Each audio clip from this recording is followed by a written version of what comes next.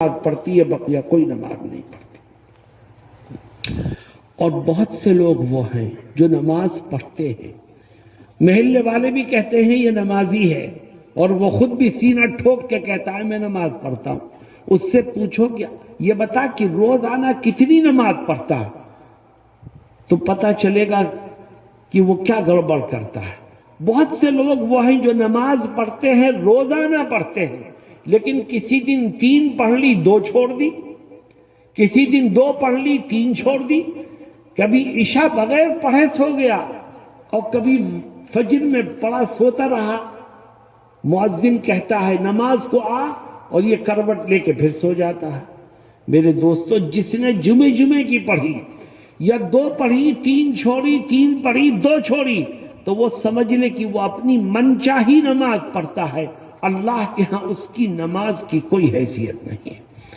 آج سے طے کرو کہ روزانہ 5 ٹائم کی نماز پابندی سے پڑھیں گے، بیمار ہوں گے تب بھی پڑھیں گے، صحت مند ہوں گے تب بھی پڑھیں گے، اپنے اپنے گھروں اور اپنے علاقوں میں ہوں گے تب بھی پڑھیں گے، سفر میں ہوں گے تب بھی پڑھیں گے، اور انشاءاللہ مرتے مرتے پڑھیں گے، اور پڑھتے پڑھتے مریں گے۔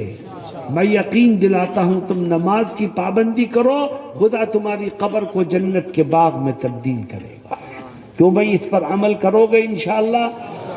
نمبر 2، اگر یہ چاہتے ہو کہ خدا تمہاری قبر کو جنت کے باغ میں تبدیل کر دے، تو ایک دوسرا کام بھی کرو، اور وہ دوسرا کام یہ ہے کہ آج سے طے کر لو کہ انشاءاللہ زندگی کے آخری سانس تک ہمیشہ اپنے ماں باپ کی فرما برداری کر کے ان کی دعائیں لینے کی کوشش کرتے رہیں گے۔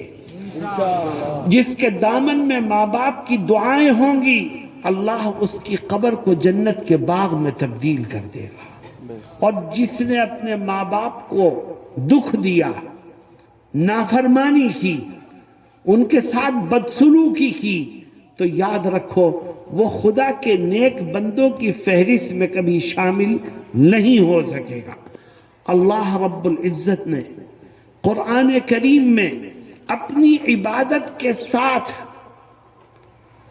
جس کام کو کرنے کا حکم دیا ہے وہ ماں باپ کے ساتھ حسن سلوک ہے، ان کی اطاعت اور فرما برداری ہے۔ دیکھو جگہ جگہ قرآن میں اللہ کیا کہتا ہے، فرماتا ہے وَإِذْ أَخَذْنَا مِيثَاقَ بَنِي إِسْرَائِيلَ لَا تَعْبُدُونَ إِلَّا اللَّهَ وَبِالْوَالِدَيْنِ إِحْسَانًا۔ ہم نے بنو اسرائیل کو یہ تاکیدی حکم دیا کہ ایک اللہ کی عبادت کرو۔ اے خدا، ایک اللہ کی عبادت کے بعد پھر کیا کریں؟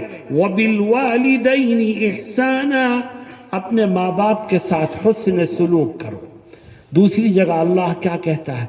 وَاعْبُدُوا اللَّهَ وَلَا تُشْرِكُوا بِهِ شَيْئًا وَبِالْوَالِدَيْنِ إِحْسَانًا، اللہ کی عبادت کرو، اس کے ساتھ کسی کو شریک مت مانو، اور اپنے ماں باپ کے ساتھ اچھا سلوک کرو۔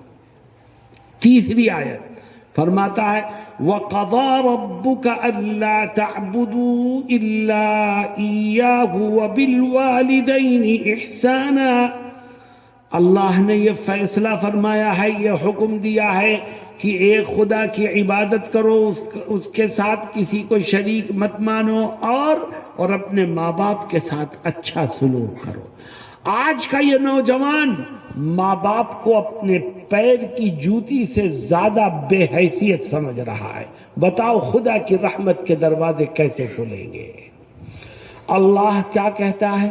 کہتا ہے ایک طرف تیرا باپ ہے، دوسری طرف تیری ماں ہے۔